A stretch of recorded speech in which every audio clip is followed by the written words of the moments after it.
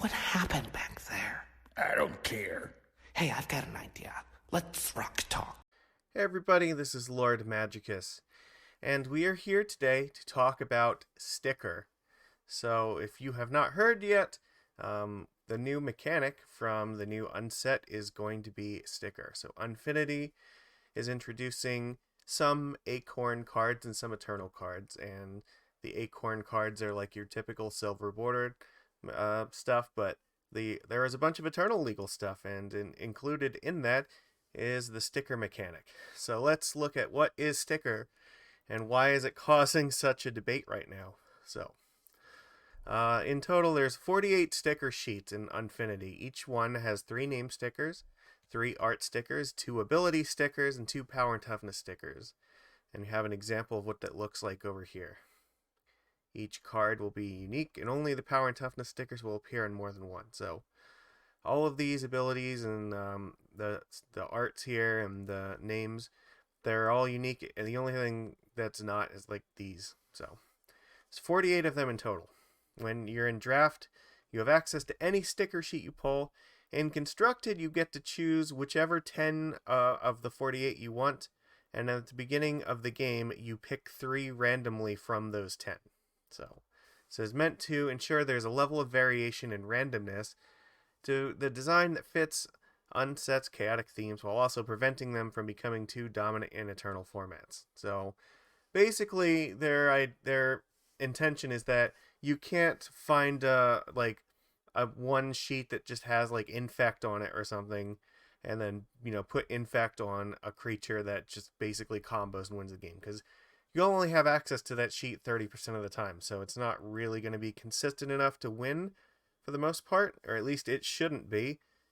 So we don't know what all the sticker sheets look like. Maybe there's some combination of 10 that like ends up giving you enough of a bonus where it's fine, but probably not. I mean, I assume that they're going to be varied enough that it likely you won't be able to pull 10 that like are super synergetic in the same deck, but who knows? We haven't seen them. It's possible. But in any case, that's how it works. So the stickers will modify cards with these abilities, and you have to use the tickets to they're like energy that you use to pay for these. So there's an energy sort of mechanic that pays for these sticker abilities to go onto creatures. But the important thing is this is Eternal legal, which means it's going to be legal in Commander, it's going to be legal in Legacy, and even in Vintage. So there's some questions around that, and Maro got a few comments. So let's see what exactly did Mark Rosewater have to say on the matter. There we go. Why were stickers made to be Eternal and Acorn? I think most people would have an issue with them. Would be fine if they were just Acorn cards. That is a very fair question. This did not need to be an Eternal mechanic. They could have just put it in the set as an Acorn set. So what did Maro say? You also have to listen to the people who like to do the new thing, and those people want to play fun casual cards in their fun casual format without people telling them they can't. Okay, but Legacy and Vintage are not really fun casual formats for the most part. This argument works for Commander, but I don't know about the rest of the formats. And actually, these will apply to Pauper as well. So I don't know how many of them are gonna be relevant at Common, but there are gonna be some. So Pauper will have some sticker mechanics, I assume. Let's see, Mark. As someone who loves upsets, I really wish stickers were not Eternal legal. The sticker cards are costed such that they shouldn't be relevant power-wise in Legacy and Vintage. Remember, you only have a 30% chance of having any particular sticker sheet. What this does allow is letting players play stickers in their own deck in Commander without having to ask permission from the group. Okay, so we're seeing a theme here. They don't really they're not considering, Legacy and Vintage really, but they want people in Commander to be able to play them because Commander's the nice, fun, casual format. But what about Legacy and Vintage? Well, they don't think that they're going to be relevant here. All right. So one thing I don't like for Eternal is the random selection of sticker sheets.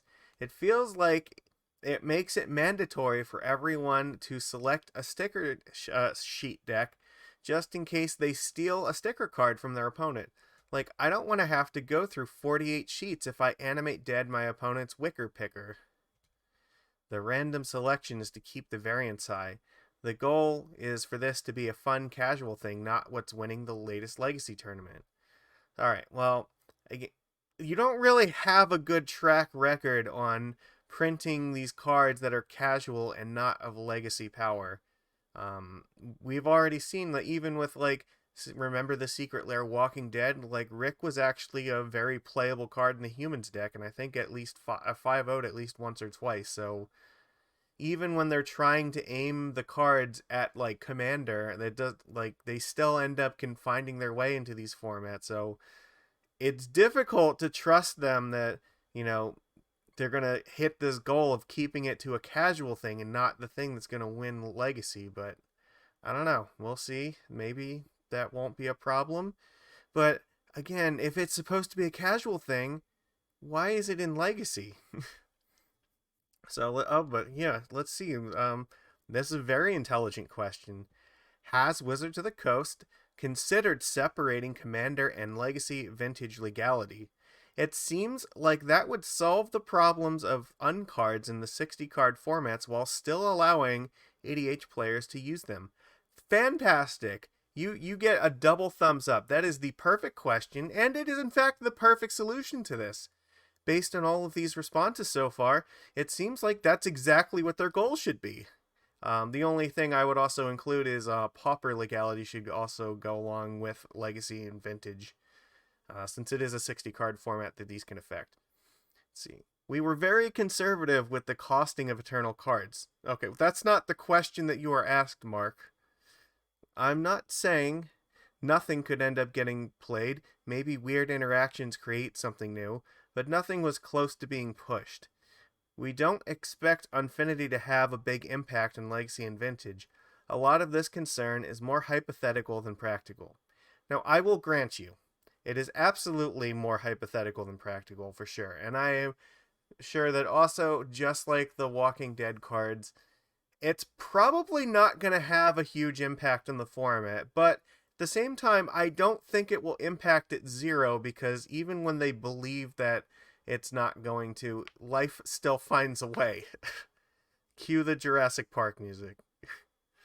No, but this one really irritated me because I think this poster asked a very, very intelligent question, and Mark just totally ignored it. Like, didn't even address the question, to answered something completely. We weren't talking about whether, you were conservative or not, and we were asking, why are they legal at all? What is the benefit of this? Like, the risk reward doesn't really seem to be there. If your goal is to make it just a fun thing for Commander, why don't you just make it only legal in Commander and just ban it from all the other formats? So, yeah, all right. But let's look at this hypothetical just for a second, so we can get an idea of what this scenario actually looks like. Okay, so let's say I am playing my Legacy Merfolk deck. Okay, now I am not playing stickers in my deck, and I didn't bring I didn't bring any sticker sheets with me, so I don't even look at them because I have no real need to look at the sticker sheets. I'm not familiar with them at all, but I don't play any sticker cards in my deck. However, maybe my opponent is playing a sticker deck for some stupid reason. Maybe they choose to play Wicker Picker, which creature spells you control or you cast have Sticker Kicker 1. So you can pay an extra 1 as you cast the creature spell. If you do, you get a ticket and then you can put a sticker on it. So this card is a way that you can put stickers on a bunch of creatures that you don't necessarily, that wouldn't otherwise have them. So maybe you can find a way to put like a sticker on True Name Nemesis or something like that. Maybe there's like one sticker that just like has a really devastating effect, maybe if like you hit the opponent 3 times with it or something, you win the game if this creature, deals combat damage to them 3 times. Well, True Name Nemesis has protection from everything, so it might actually be very relevant for me to want to have access to that ability. If my opponent is playing Wicker Picker, they have one on the field, so there are two things could happen here. Maybe they use a spell or something to give me control of this thing, like say donate for some reason, or maybe I'm playing a card like Phantasmal Image where I'm going to copy their Wicker Picker so that I also have access to it. So there's multiple ways where in the middle of a game, I might end up needing to know about these stickers because they might become relevant to my deck despite the fact that I didn't have anything related to it in my deck to start with. So maybe among those 48 things, some of them might end up being very relevant to me, and it might be important that in the middle of our legacy match, I'm going to have to stop everything that we're doing to go and pick 10 different sticker sheets out of these 48, so then I can randomly roll dice and pick 3 out of the 10. That's going to bring the gameplay to a crushing halt while we try to figure that out. Because I wasn't prepared for that because I had no reasonable expectation that I was going to need to know that. So what is the thing here? Are we going to have to waste like 5 minutes in the middle of a match to deal with that? Or are the players going to be expected to just we just have to have a bunch of sticker sheets, and we're just going to have to know, all right, these 10 sticker sheets need to be in my sideboard just in case this really weird scenario comes up for some reason.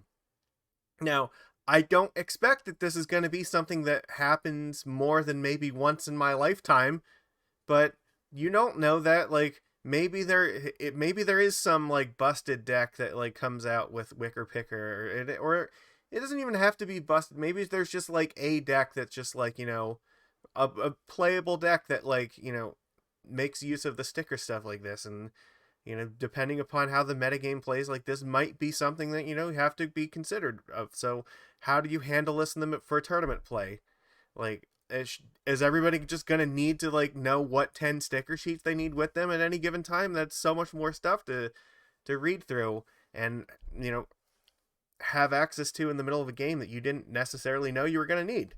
But it's important. So this is the kind of like constructive edge in that it's gonna make a difference. And I'm not really a fan of that, and I don't think, from most of the responses I've seen, a lot of people don't really seem to be okay with that. So I've seen a lot of people that are excited about the mechanic for casual play, which I think is a totally fun thing, but at the same time, I have not seen very many people happy about the fact that this is going to be like a legacy legal mechanic.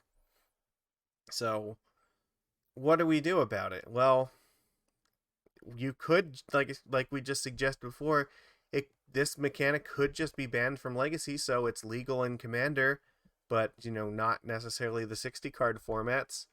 We have precedent for doing this sort of thing too. All the cards that deal with ante are banned. All the cards that deal with dexterity are banned, and all the conspiracy cards are banned. So the first two kind of have more outside the game reasons for them being banned, but conspiracies are banned. There's nothing that necessarily prevents Legacy from employing the use of these cards, or even Commander for that matter. Like, these are banned in everything that is not a draft or a limited format. But technically, there's nothing that says that conspiracies wouldn't work in 60 card formats if they wanted to. So really, the reason that they're banned has nothing to do with the viability of them being playable. It has to do with their power level and how they would warp the game. So there are clearly a number of different types of concerns for reasons that we can just ban certain mechanics, and definitely Sticker feels like it could just be one of them, where we don't want games to get interrupted by this and for tournament play. So I also, in thinking about this, was considering, well, would there be any other benefits in order to creating separate bans between like Legacy, Vintage, and Pauper versus Commander? Well, look at this. Why are any of these cards actually legal in Legacy or these other formats to begin with? These cards here only work in Limited. They're legacy legal. You are allowed to register a deck that has these in them. So, but they will do absolutely nothing because you didn't make any decisions because it wasn't a draft. But you can play with them. They just don't do anything. And the same thing, these are commander specific cards that have abilities that are relating to commanders specifically. So this one, yeah, commander creatures you own do stuff. So this is just an enchantment that doesn't do anything. And this is a land that doesn't produce mana, the same way the draft one doesn't. Well, you don't have a commander in Legacy, so there's no reason for Command Tower to ever be played in Legacy because it's just a land that can't ever do anything. So a really strong argument is that you could just ban all the cards that have the draft mechanics like this on them and all the cards that have the commander mechanics on them as well. I mean, they're not like seeing any play obviously because they're not doing anything, but it's more reason that you could clean up the, the formats a little bit and create some separation. And the there's I don't think that it's a problem to necessarily do that. It just keeps saying things nice and organized, and like it doesn't make sense that it's not even intuitive that these would be legal in Legacy in the first place. So I think from a logical perspective it would make more sense if they weren't legal. Now, on that note, there are a couple cards that are commander that have commander specific wording on them that have seen some Eternal play. So notably, some of the planeswalkers that specifically say can be your commander have been played in a couple decks. Animatu, I think, has been played in a few different types of miracle lists before. Duretti has been played in some painter lists. Not a lot, very very little, okay, and maybe one or two of the other planeswalkers have seen similar play. I mean, it's totally reasonable because this line of text is only additive and it doesn't actually affect how the card functions here. You could say maybe these would be exempt from the rule, but to be honest, if we were just going to say, you know what, ban all the cards that have the word commander in them in the context of the commander format, it wouldn't be a huge loss. But then you also have stuff like Jeweled Lotus, which is very, very specifically supposed to be a commander-only card. And this has actually been played in a deck that did well in a Legacy preliminary. And it's because of Doubling Cube. So normally Jeweled Lotus is a Black Lotus that is only supposed to work for your commander. But apparently if you use Doubling Cube here, the ruling for Doubling Cube says that the restrictions on the mana in your mana pool are not copied. So if I have, say, 3 Jeweled Lotuses in play, I can sacrifice all 3 of them. I have 9 mana, and then I use 3 other mana from that 9 mana in order to activate this. Well, when this gets activated, it will copy the 9 mana here and make another 9 mana, except it doesn't have this restriction on it. So effectively, this will turn this into Black Lotus. So this is one of those weird interactions where, if you read this card, it looks like, okay, this should only do anything in Commander, but somehow it has actually been played in Legacy and has actually done things in a deck that has been successful, at least in one preliminary. So I don't think that it would be any huge loss to Legacy if we made sure that this card functioned kind of the way that it really was intended to be, which is not to act as a Black Lotus in Legacy. All right. And one other benefit, and I know that we're past the point where this is realistically an option, but I'm just saying you could do the same thing with the Universes Beyond cards. Remember all the people, myself included, who were complaining that we don't want cards like Rick in Legacy? Well, if they weren't intended to be played in Legacy tournaments in the first place, you could just ban the Universes Beyond cards from the Eternal formats and then just make them only legal in Commander. So you achieve your goal of doing exactly what you set out to do without messing up the Eternal formats by accidentally printing something that's really powerful for them. I mean, the Warhammer decks that they're printing are literally commander decks, and there is not really a good reason for them to be legal in Legacy in the first place. Like, they should just be legal in Commander. I think they're perfectly fine being legal in Commander. So when we look at, this question of have we considered separating Commander and Legacy Vintage legality, it actually makes a lot of sense, and it would help, I think, clarify the functionality and intent of like a bunch of cards. It's very internally consistent, I think, to do that, and it would solve a lot of problems, including the sticker one, which really seems to aggravate a lot of Legacy players. I like I said, I have not seen a single person that like plays Legacy that is happy that this is happening. And it has been like this with so many of these mechanics. Like, nobody is happy that, Wizards keeps making all these things a Legacy legal just because they want to, print stuff for the purpose of Commander specifically. So it would seem to me to be a no-brainer that if you separated these two things, that everybody would be happy. And I mean, it would be less, design that they have to check to see if it breaks Eternal stuff and open up their design space more.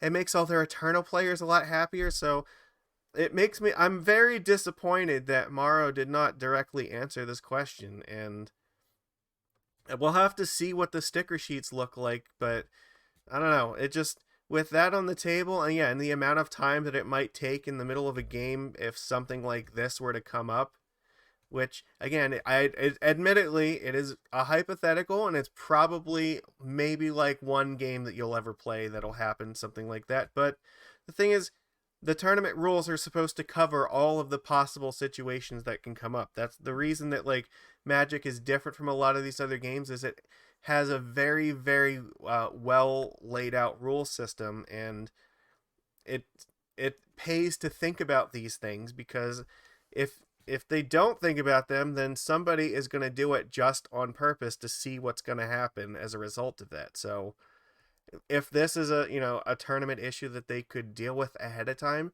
it seems to me like it would make all the sense in the world to do that. But that's what I wanted to talk about today. So just to kind of give you an overview of what the whole controversy is with this sticker mechanic, and how people are reacting to it, and some of the implications of it and possible solutions to it. So I hope that you found this informative and entertaining, and that's all I've got for now. So please give this a thumbs up, and leave your opinions in the comments. How do you feel about sticker being legal in the Eternal formats? Do you think that it should be Legacy legal, or do you think that they should separate the ban list for this? Or maybe you have a different idea altogether. So I'd love to hear it. So with that, I will see you again next time. Take it easy, everybody.